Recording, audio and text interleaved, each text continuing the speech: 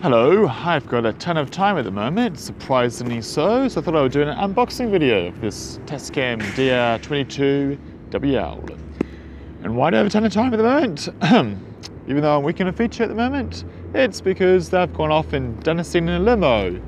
And there's no space for the soundy in the car, so I've just had to leave my bag in there and pray, hope, cross my fingers, and maybe it might turn out okay, the audio. We shall see. I tried. I put 2 plant mics down, and we've got a wireless lavalier on each person. So between everything, I did a quick test run of the levels, and yeah, maybe everything will turn out okay, but it's always pretty scary, when something just goes off there into the distance and you just can't monitor it. You've got no idea. It's like throwing darts at a dartboard while blindfolded, and the dartboard is on the Mars. So yeah, we shall see how it is when it gets back. And yeah, there wasn't even space for me in the chase car. So yeah, I'm just sitting here by the side of the road in the rain instead. But hey, look on the good side. Unboxing video. So I've got here the Tascam DR22WL. Because I have had a Zoom H1 for a very, very long time. The Zoom H1 is, very popular choice as a very cheap, handheld, super cheap recorder. So it was the first one I ever got way back in my days when I was using a Panasonic GH1 with it. And but on a shoot last year, something got damaged. And I wasn't really in a rush to replace it because I've got other stuff, so it doesn't really matter too much. But then I saw the Tascam DR22WL in the second-hand inventory at B&H in New York, and I was like, sweet, that's a pretty good discount on it, because normally it goes for maybe a little bit more than the Zoom H1, which I think is kind of worth it if you're thinking about buying some, just cheap handheld recorder like this. But yeah, wasn't really going to pay a new price for it because I've got tons of other recorders, and that's not really the kind of stuff I'm doing. So location sound recorders so much. I've got more of a bag set up. But it still is kind of nice to have one of these around just in case or for certain things. And so when I saw it as a really cheap second-hand price, I thought, let's go for it. And I included it in my order with all my other stuff I was ordering from B&H at the time, like waist belts and so forth. And I picked it up here in Australia from my uncle in Bondi when I came over. And let's open it up. So one of the really cool things about it is it's got Wi-Fi. And thus you can, semi sort of monitor it with a bit of a delay, what's being recorded over Wi-Fi. And you can also start and stop it. So you might put it in some really hard to get to location, hidden away in a cranny, and you can start and stop it remotely, which is useful. Or maybe for instance you are recording, say some sort of dance or music event, and you just want a really basic, simple, cheap setup. You might put this right up at the front, really close, so you get really good audio. But, of course, your camera is, you're on long lenses way at the back, the ones you're manning and following around people, so you might not find it easy to run up and forth and start the audio recorder. Well, that could be a very handy useful if you're doing sort of, lower budget filming of dance or music performances like that, or speeches. And also, for such long, I'm right across from a building site at the moment. Wonder if you can hear that. I certainly can. Very annoying. Whatever. Anyway, back on track. Another handy feature if you are doing those sort of long form events, like recording a whole dance performance or speech, whatever that might run on for hours, is like the other Tascam recorders, like the DR60D and the 70D, which I put a blog post about the DR60D, you can power it by USB. So just rubber band a USB power bank to this and just let it run for hours and hours and hours and hours and hours. Good stuff. Anyway, enough general chit chat about it. Let's actually open it up and see the goodies. You can see it's kind of got like this plastic sellotape has been wrapped up. That's because it's secondhand. But I found B&H has been pretty good with their secondhand stuff in terms of if they rate it in good condition, you open it up and sometimes I'm like, wow, this just feels like it was brand new even. It's in such good condition. So yeah, I quite like getting something from B&H secondhand, you know, save a few dollars. It's always a good thing because you can spend a few dollars on some other gear instead. Haha. So, yep, nothing else in the box. Big thick manual, which I shall go ahead and read some other day. Probably the English part. There we go. Yes, English, French, Spanish, Dutch, Italian, Japanese. And with that, here's the goodie part. Aha, the recorder. And so that's just there. Oh yeah, because of 2 batteries. Although, I don't really have much use for them. Like, I might stick them in my wireless mouse and forget about it. Mostly I use end loops all the time because you will burn through so many AA batteries. Like, last night I did like 23 batteries I put on charge last night, of which I guess like 18 of those were my AA's been charged up. And yesterday wasn't even like a particularly long day. Like, you can easily double that. Yeah, that reminds me, there was one time I was using the production's equipment rather than bringing along my own, and they had just supplied single-use AA's. And I went for something like 40 plus of these AA's. Oh my god, because they just were not decent quality ones, and so it's just, that burns you so fast. I wasn't even using much. I just like it was a 302 and a 702 sound devices, and I think like 1 wireless I was running, and it was just like snap, snap, snap, burning through them.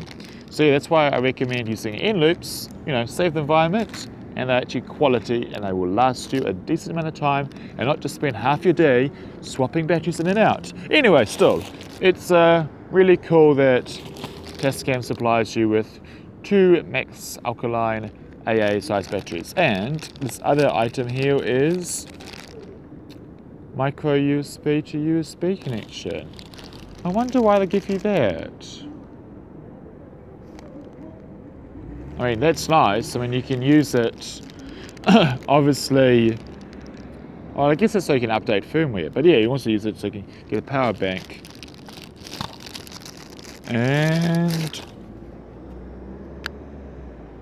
oh, I thought there might be a micro SD card in here. Yes, there is, because I vaguely recall reading that it comes with a supplied 4 gig micro SD card. That won't really last you very long. I mean, even though audio files are pretty small compared to, say, you know, shooting RAW on your Word. Yeah, even 4K is not really that much. I mean, how much have I shot in this feature film already? Probably done about 100.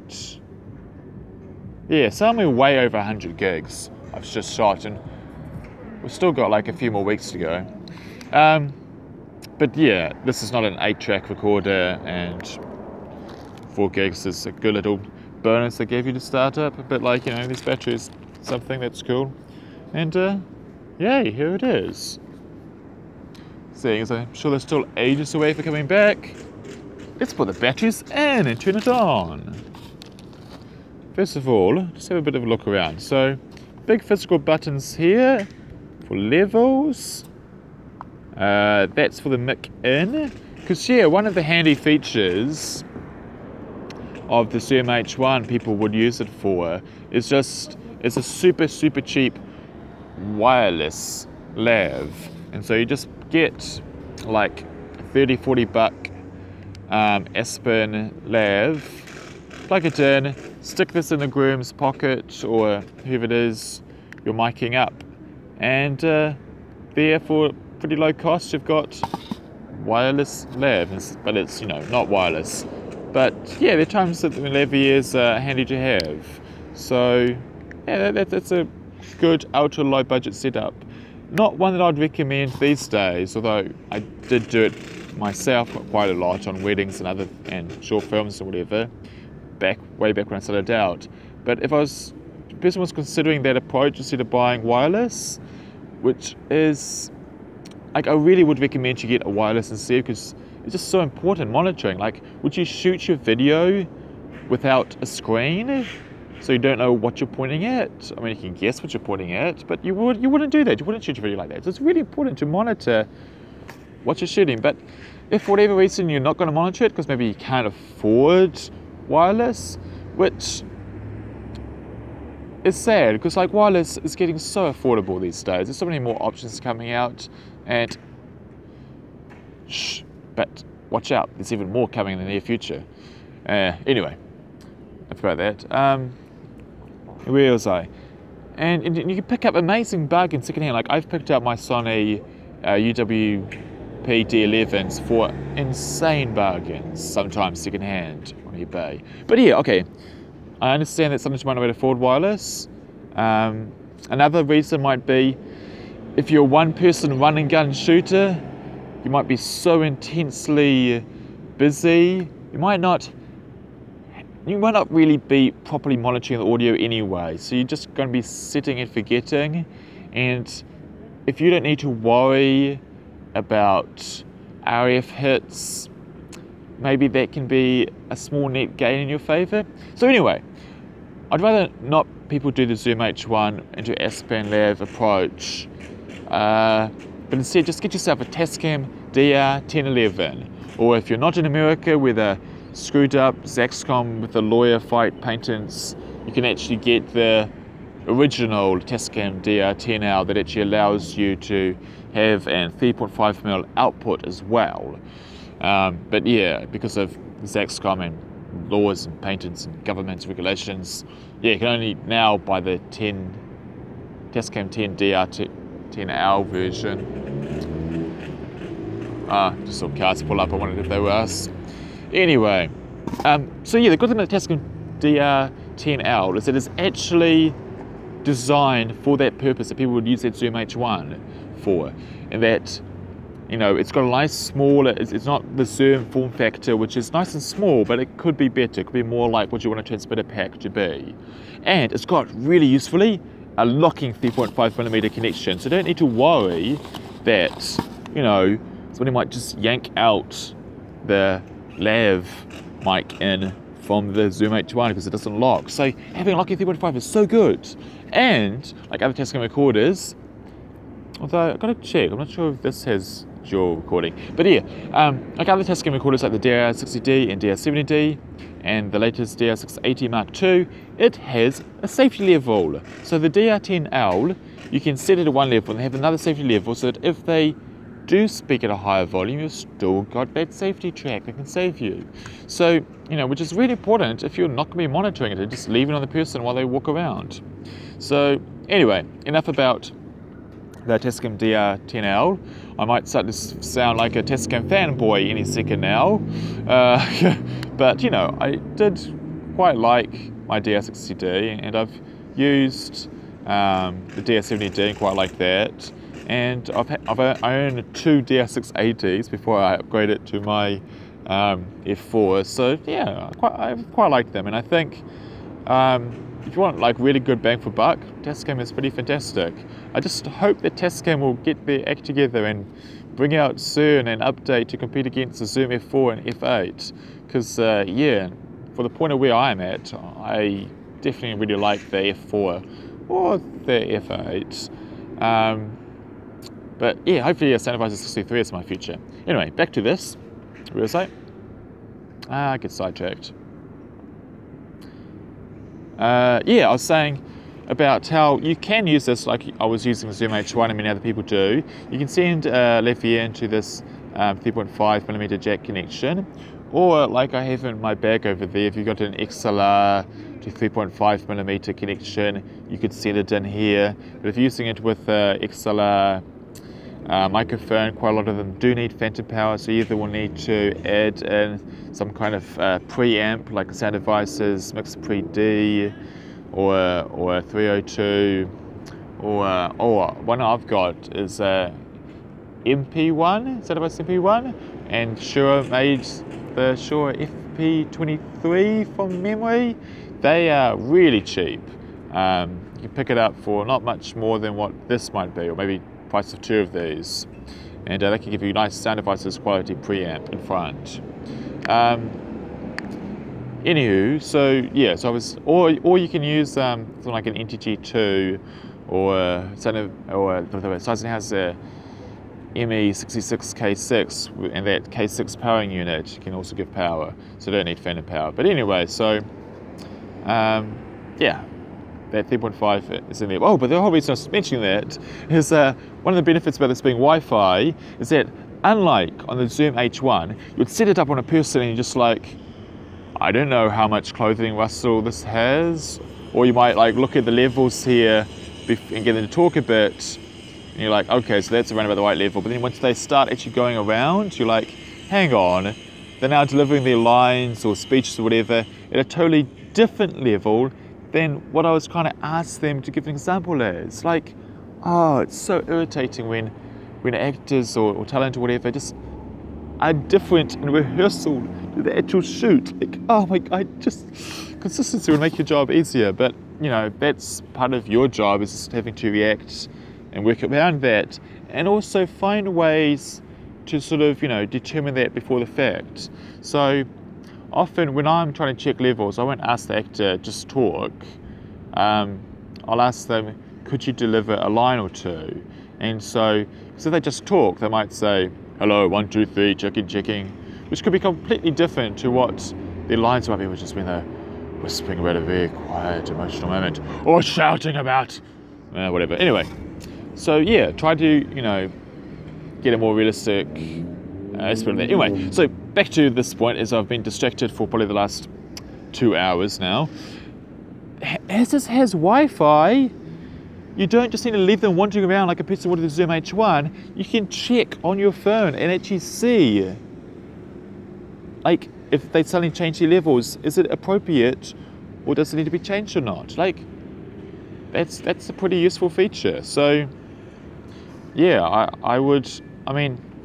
still think it's a better idea to buy a Tascam DR22WL, but yeah, if you have one of these as well, it kind of serves that purpose better than the Zoom H1 does. Anyway, where am I going? You've got those various scene settings here instead of a manual setup, but obviously if you kind of know what you're doing, you probably just want to stick to the manual setup rather than the auto ones. I mean, they're a bit like the scene dials on a DSLR. So, oh yeah, we've got a sports setting. Oh, we've got a landscape setting. But if you actually understand like what the settings in the camera are and what a situation needs, you won't bother with those scene setups. And something like a D500, you know, that's a higher end Pro or semi-pro, won't even have those scene setting options. I mean, my Zoom F4 doesn't have scene settings. Anyway, Wi-Fi button. Oh yeah, because one of the downsides to Wi-Fi is it will eat through your battery. So if you're not needing it, turn it off.